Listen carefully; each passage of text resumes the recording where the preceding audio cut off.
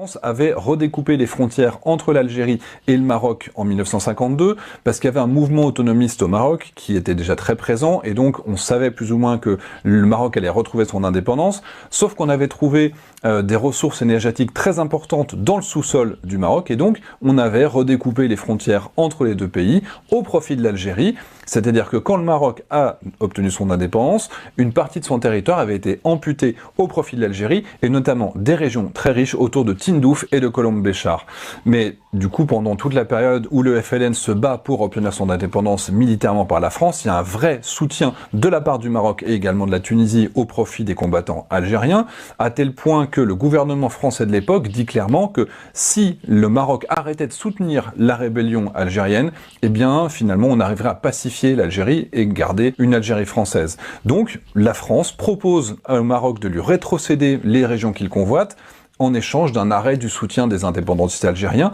ce que le Maroc refuse en disant voilà, on soutiendra nos alliés jusqu'au bout. Et en plus, ils arrivent à obtenir la signature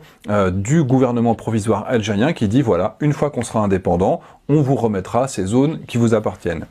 Mais finalement, quand l'Algérie obtient son indépendance en 1962, le FLN ne reconnaît pas l'accord qui a été signé par le gouvernement provisoire et il refuse de renégocier le moindre mètre carré, déjà parce qu'il y a aussi de la crainte que d'autres régions fassent sécession, notamment au profit des Kabyles ou pour des communautés du Sahara qui savent qu'ils sont assis sur des réserves, des ressources immenses. Et il y a aussi le Maroc qui inquiète car ces zones avaient fait partie du Maroc il y a plusieurs siècles.